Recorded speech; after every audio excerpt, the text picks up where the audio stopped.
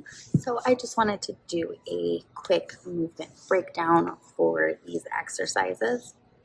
So I want everybody to remember that if you can't do a exercise properly or with the weights that the exercise is laid out for, by all means, please modify it, because you don't want to hurt yourself if you do exercises that you just physically cannot do yet.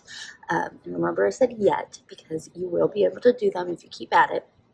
If you can't do them yet, you're going to hurt yourself and you're going to do them wrong, and the muscles you're trying to target aren't going to be targeted.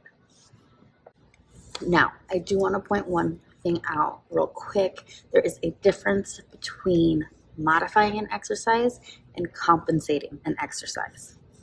So with modifying it, you're still pretty much activating the same muscles as the original exercises. You're just not activating them to the extent.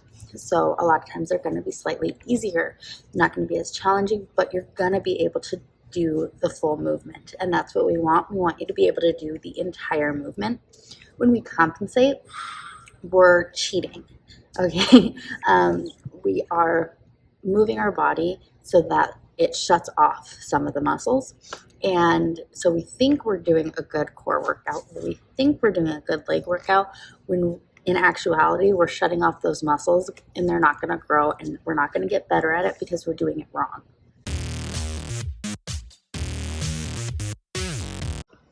First thing I want to go over is when we are bracing our core. A lot of people are really confused by this and not really sure what it means. So when you're bracing your core, you should be able to breathe. Okay, you're not sucking it in where you can't breathe. You're not tightening those muscles so you can't breathe.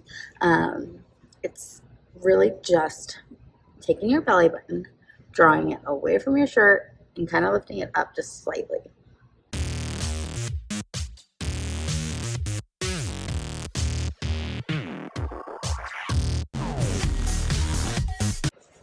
And in all actuality, you should be doing that every exercise, every movement, all the time. You should be bracing those abs. You want to continuously do this kind of brace because it ultimately will make your abs stronger. Just think about if you're only bracing for an hour a day or an hour every couple of days when you work out, in the grand scheme of the other 23 hours out of the day, the other, 5 or 6 days out of the week, you're really not bracing them for that long. So when we do that brace all the time, with every movement, we get a larger bang for our buck on that one.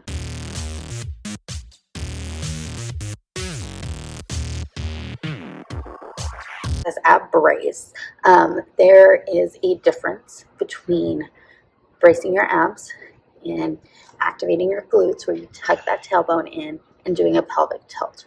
They are not the same thing. You should never, ever do a pelvic tilt when you are doing exercises. It is really bad for your back, and that is how you hurt yourself.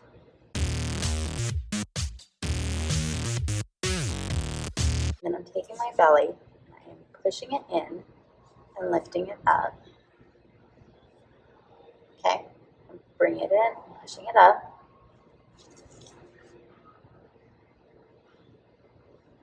This is tightening my abs right here, keeping them hard, keeping my core stabilized. And if I want to do the glute activation part of it, I bring it in and I squeeze.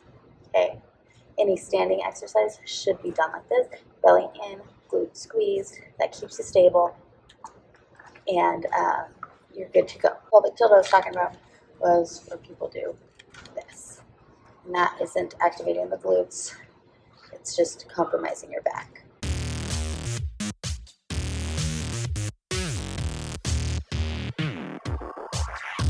I am starting on my hands and knees, bringing those abs up and in. I am extending my leg back, squeezing my glute, making sure I am not rotating or hyperextending that leg.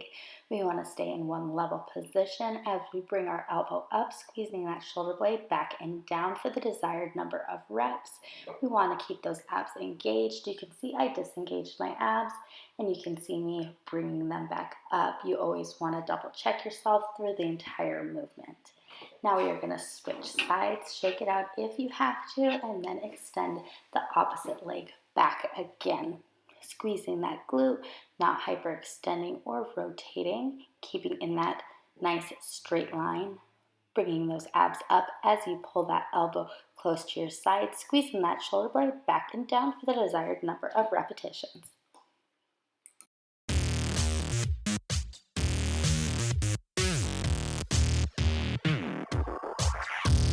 We are starting in our set position. Bring those abs in and extend those arms straight out in front of you, keeping your shoulders down and back and your pelvis neutral. You can see me go into a pelvic tilt. That is exactly what you do not want to do.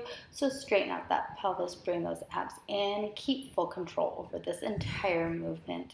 If that weight is just a little too heavy, feel free to rotate it, hold each end in each hand, and you are going to press forward and come back. The only thing moving are your arms. You are not swinging and you are not compensating, and those shoulders stay down away from your ears.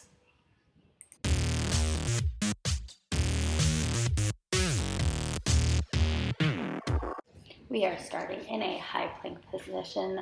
Those hips are level with your shoulders, and bring those abs in, and you're just bringing one leg out to the side, tapping and coming back, making sure your hips don't go up and don't sink down, and complete this for the desired number of repetitions.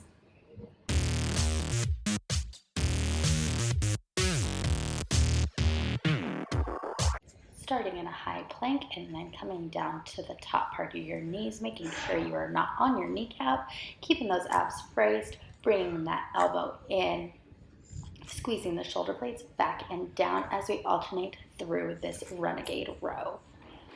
The biggest compensation that I see with this one is when people are having their weight over their kneecaps instead of the soft part of the top of their knee. As you can see, I just have my hips square right over my knees, and I am not able to engage my abs in this workout.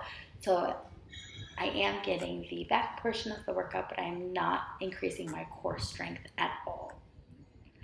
So we always want to lean forward. You can see my abs come in. You can visually see when my abs disengaged in this video. So you want those abs engaged, squeezing those shoulder blades back and down for the duration of the movement. Okay, so thank you so much for listening. I really hope that this explained it well for you. If you have any additional questions, feel free to message me. My inbox is always open, and I will talk to you soon.